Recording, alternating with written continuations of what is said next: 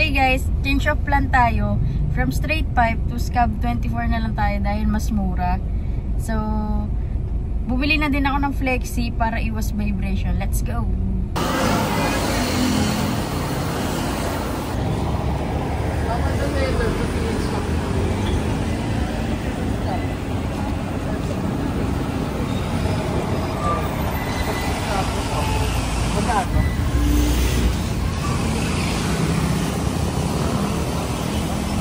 So guys, kaya daw ngayon ikabit yung scab at medyo natawaran pa ni Jai.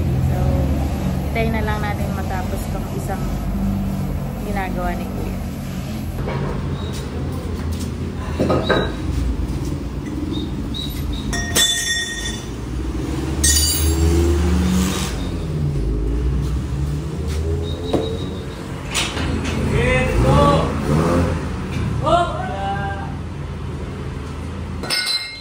Guys, binaba na din yung header at aayusin na.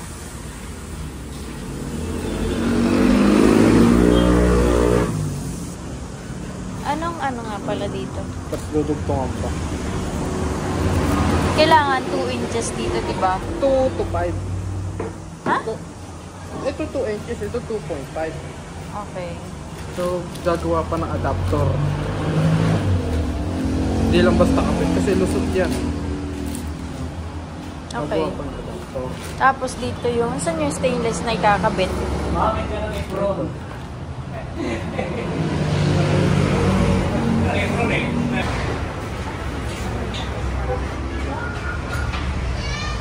Same lang.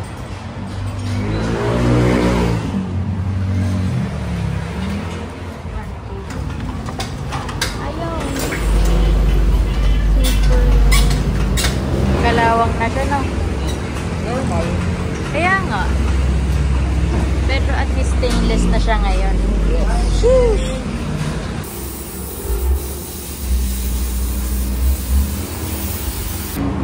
Sabi mo? Ginawa na. Ang alin? Oo. Nagawa. Nagawa lang. Nagawa. Pero kasi dito yan, resonate. may background dito na may harang yan. Kataling. Parang hotdog, hindi. Mahal lang. Parang background din siya pero may harang sa gitna. Harang din yan. Bigyan din mo pa. Anong to? Bakal lang. Bakal lang din. Pero iba yung bakal ng original. Kaya nga. Walang supply. Laban ko lang.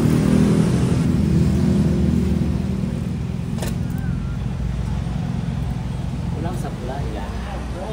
May supply. Baka wala nangyain. Sana nga wala supply ha? Supply. Wala sa gawa na? Kung may supply ito, kung may kakabit ito,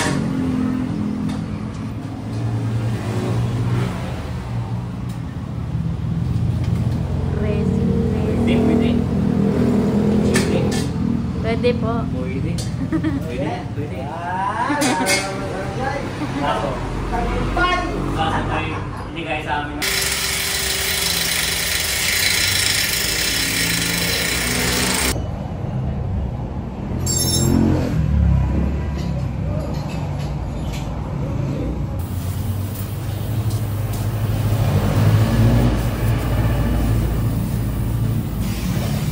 Tapos na guys, then i-sound check natin after.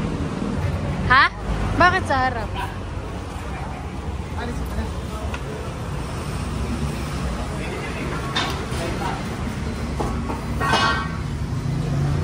Okay, start!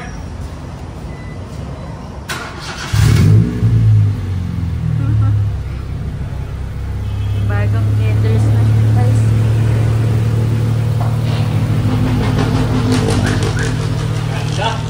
Ganda na bubong. Oh shit! May visa pa.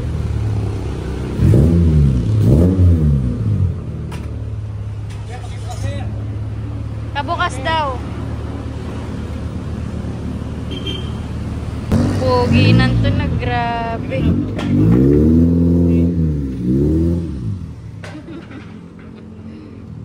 Sheesh.